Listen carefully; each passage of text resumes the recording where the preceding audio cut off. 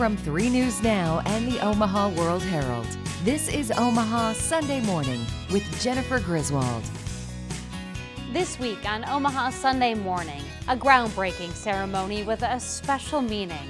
The legacy of fallen officer Carrie Orozco lives on through the youth in Omaha she cared so passionately about.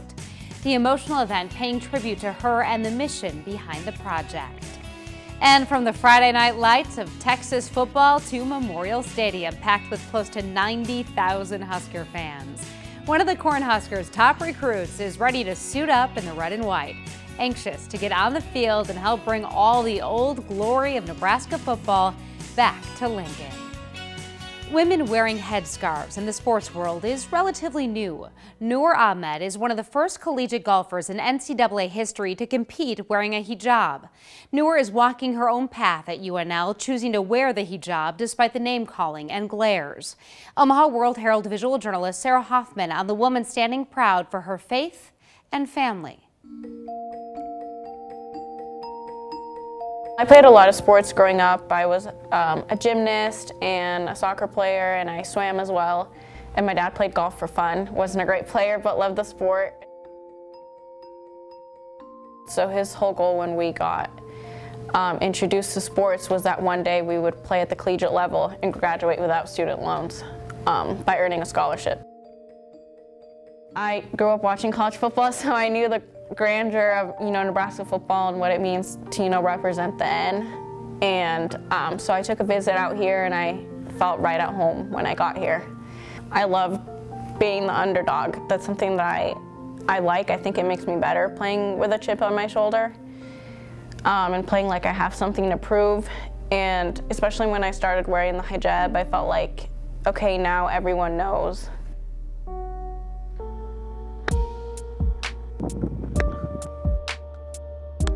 No other golfer, in my area played, that way. So I have to be a good representative of, my faith and, my family. And, being at the collegiate level, I only know of 2 other women who have competed with a headscarf on. I would hope that there are more. I'm sure there are, but it's a sign of modesty. And that's why, we choose to wear it. But for me, it's also a way of showing people, what my faith is and who I am. I think I always grew up knowing that people look at me differently, and when I was really young I didn't understand why or for what reason. And then obviously as I grew older, you understand it and you understand how to live your life dealing with that. I've been refused service since I've been here, and I've been called racial slurs. That's not shocking, and I think when I tell other people who don't experience that, they're very shocked, and how can that happen here? I've lived here my whole life, and to me that's something that I've been taught will happen to me growing up here, and you just have to live your life. I think it's, an American problem and a problem in the whole world in general, but it wasn't something that I thought that I would escape by coming here. I knew that I would, also deal with it here, but in coming to Nebraska, I wanted to, explore and kind of live somewhere different than where I grew up and surrounded by people that are different than the people that I, grew up around. People, are going to look at me differently, but once they get to know me and get to know people who are different than them, it's very humanizing. Noor sees her place in Lincoln as a chance to break a barrier. The first athlete at Nebraska, first in the Big Ten, likely the first in Division I golf history to compete wearing a hijab. The country's top horse riders are calling Omaha home this weekend, all part of the International Omaha competition.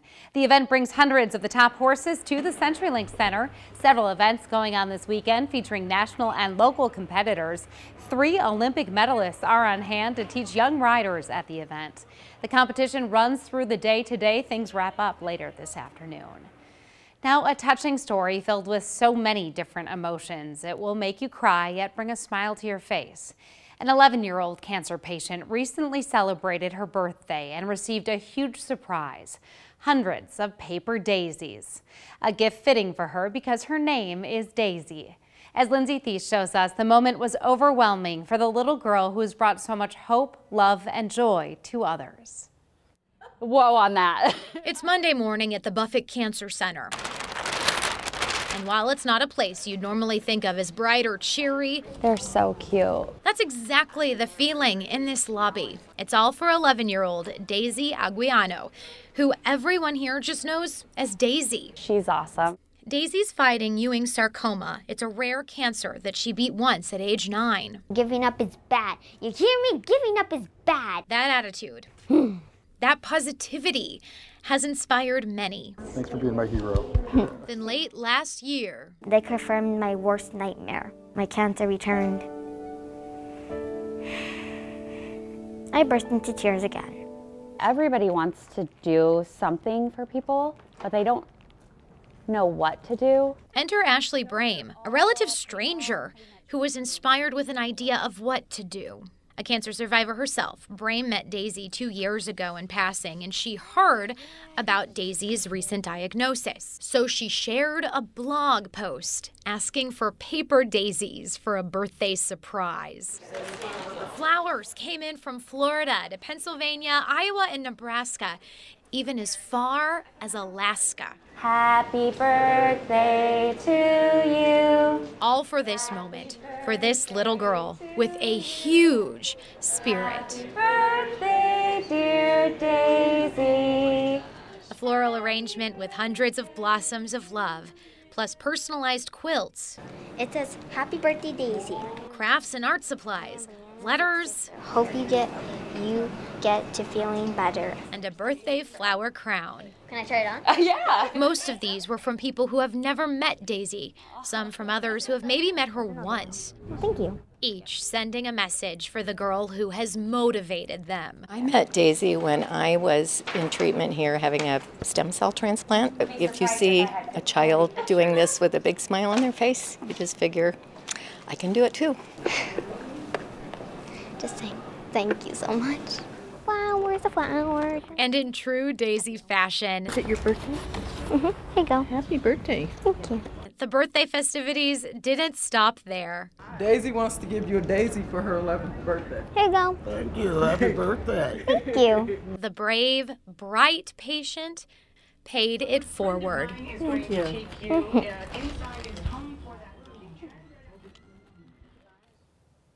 We've been following Daisy's story since 2016. We hear a lot about this sweet girl because she is open about her life and struggles. It has helped put a face on childhood cancer. Daisy's fighting hard with the second round. She's gone through surgery and physical therapy. Through it all, she still has that bright attitude. From Texas to Nebraska, Cam Jones says he wants to be a legend, and this fall he'll be wearing Husker red. When Omaha Sunday Morning continues, we take you to the halls of his high school.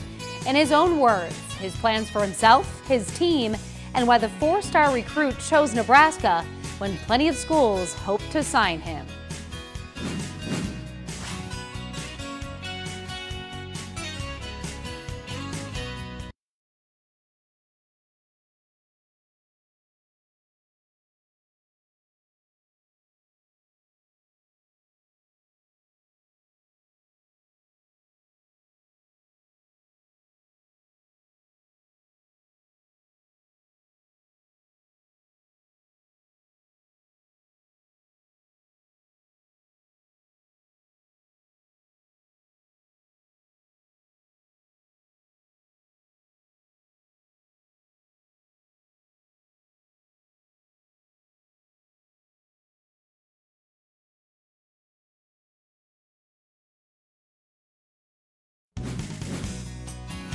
Husker football is all abuzz right now. Fans ready to take on the new season with the team.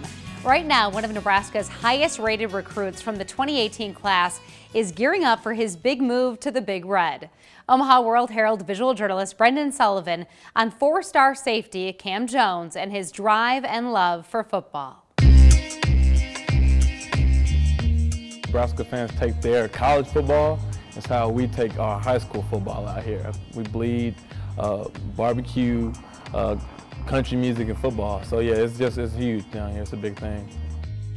Normally when you get a kid who comes into a program who has 20 Division I offers, 4-star, all the hype, 10,000 Twitter followers and all this, it could be a struggle sometimes because those kids, sometimes get a little over themselves, heads a little swollen. But when he came in, it was, just a good fit.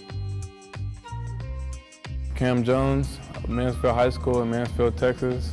I will be playing for Nebraska Cornhuskers next year.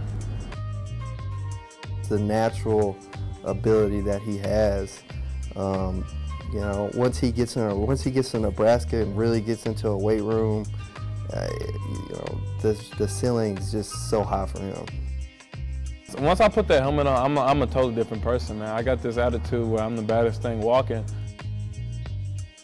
I just want to be the best Cam Jones I can be.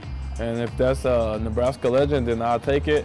If it's a player that just was a starter, but helped the team win a national championship in some shape or form, I'm all right with that. I just want to, I want the best for Nebraska, and I want the best for me and my teammates and my future teammates. Even though I haven't even met everybody, I already love them because we're teammates, we're brothers.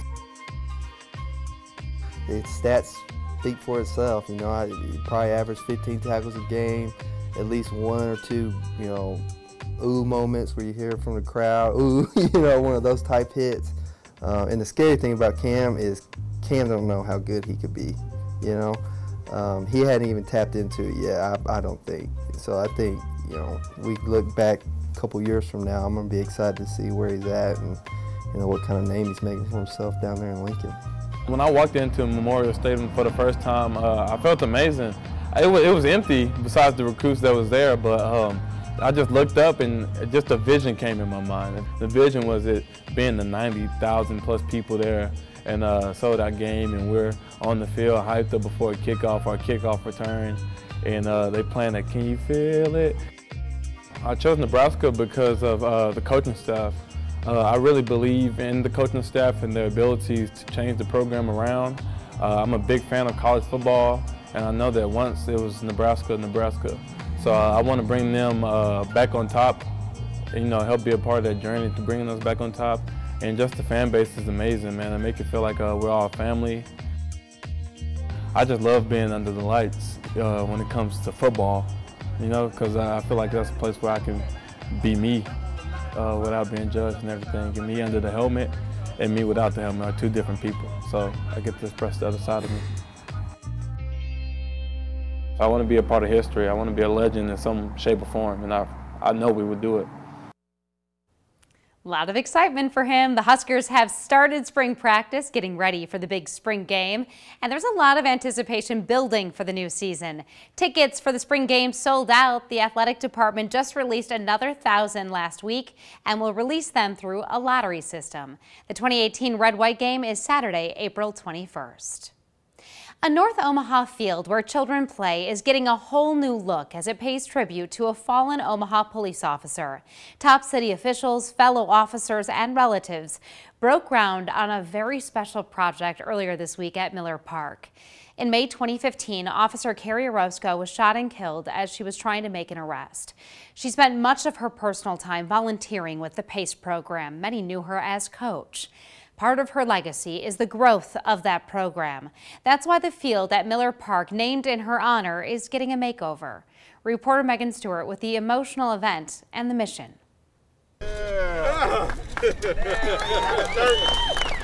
An event filled with Carrie Orozco's legacy, both big and small. I want to thank Carrie's mom, Ellen, and her husband, Hector, for sharing Carrie with the world. She was a special woman, and we love her to death, and we miss her. She was a dedicated volunteer for youth baseball in the PACE program. Ground has now broken on renovations at the Carrie Orozco Memorial Ball Field in North Omaha. It will feature new turf, a new scoreboard, and LED lights. Members of the PACE program say they're honored to remember her each time they play. When you work as a team, there's a lot that can be accomplished. Angelica Temple and her son Israel started in the program right after Carrie's death, inspired by her commitment. I made a play where somebody hit it and then I got the ball and I ran to the base and then he was out. Moments like these to honor her. Friends, family, and those who knew Carrie best say there's no better way. She was a special person, and it's not too many people in the world that, especially in Omaha, that are not here today that can bring us all together today like this to celebrate. The first pitch on the newly remodeled field is expected this fall. A rustic farmhouse style is a popular decorating look these days, but what if those pieces also shared your family's past? We'll show you a couple that has incorporated heirlooms dating back generations in their everyday living spaces when Omaha Sunday Morning continues.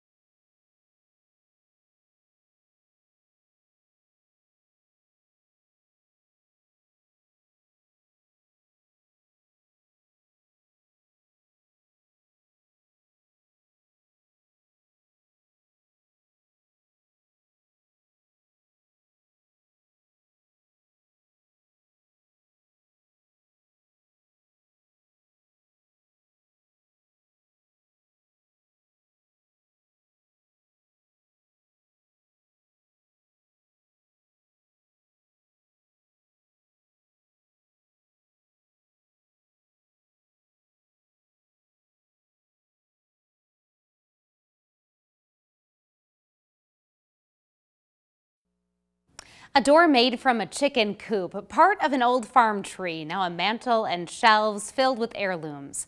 The relics our ancestors leave behind can seem like puzzle pieces, bits of a larger story. But an Elkhorn couple has now turned their old family heirlooms into works of art, giving their family puzzle pieces a proper display. Omaha World-Herald visual journalist Matt Dixon takes us back in time. We just have lots of things incorporated down here that we really love from our families. For me, it's the chicken coop door is part our family and then part Billy's family. The wood that came from his uncle's house. And the walnut tree came from my mother's homesteaded farm. And they planted the walnut tree in early 1900s. So that became the mantle. That became the mantle and the wood shelves. And yeah. the backside. So both our great-great-grandparents came from Norway, so they knew each other when they got to the U.S. That came from a barn in Boone County, close to where we both went to high school. The phone is part of my family heritage, and that was a phone between my grandpa's and our farm. And then just pictures of my dad and mules and harness. My grandpa made that harness, so that's all really special to us. I have always wanted to have a place to just have these things around me versus in a box in the storage. That's what's been such a treat, is to actually just look around and see them all the time. And they are beautiful pieces. Students in more than 1,500 classrooms throughout the country, including a few here locally, get to hang out with a pilot from Southwest Airlines every now and then. As 3 News Now morning anchor Emily Zink shows us, the Adopt a Pilot program is more than just doing experiments with students. When it gets to that wing, some of the air is going to speed up. Not every day like a pilot could come to your school and talk to your class. This is what the experiment's going to be. Every few months, Southwest pilot Captain Dennis Garrett takes time away from the sky. What you doing? To hang out with some 6th graders at Ashland Park Robbins Elementary School as part of Southwest's Adopt a Pilot program. You have to get going a certain speed to get off the ground again. Well, it was pretty interesting because I didn't really know the science behind how planes fly. Just floats. Now what happens if I turn it? Captain Garrett says he tries to make his lessons as interactive as possible.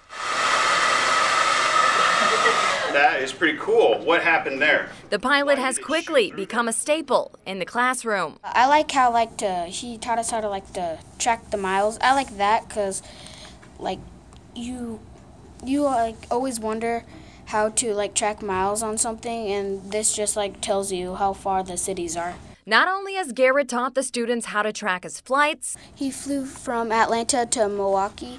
He's also inspired them to do what they love. The whole goal of the program is to stay in school, get good grades, and just don't lose sight of your dreams. It's been pretty cool because of my life I've been wanting to be a car designer, but now he's like trying to, like now my mind is changing to be a pilot. In his 15th year, Garrett says he'll continue to be adopted by classrooms for years to come. Why do you keep doing it?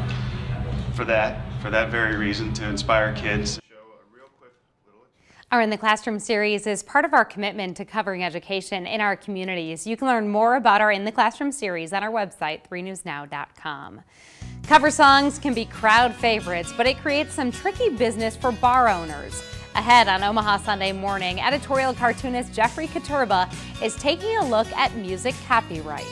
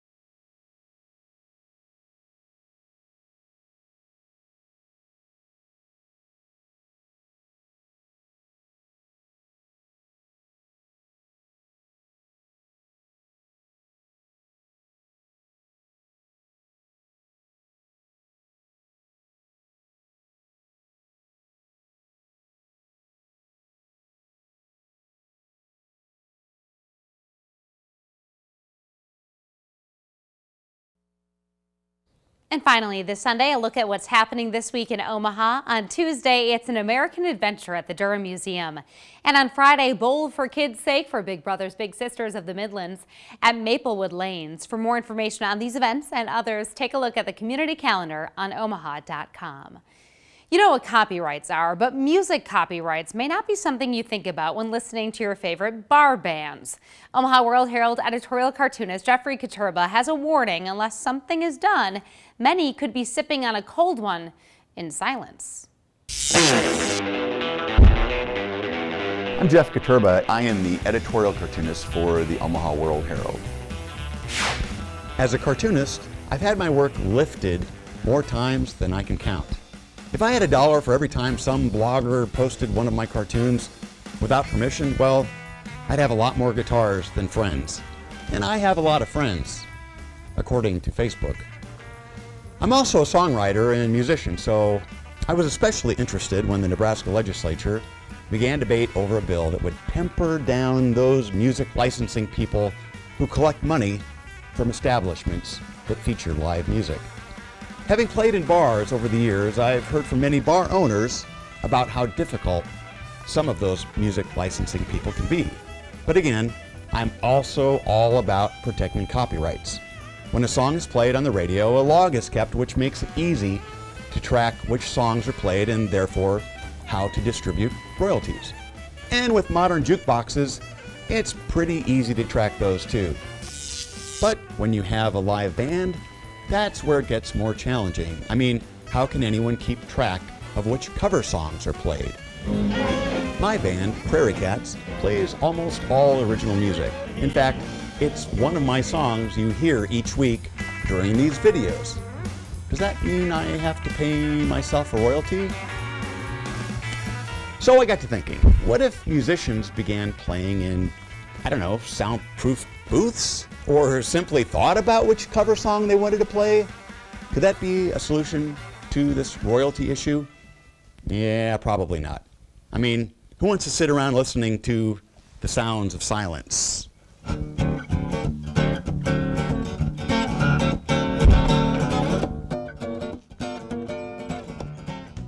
That's all for this week. Thanks for watching.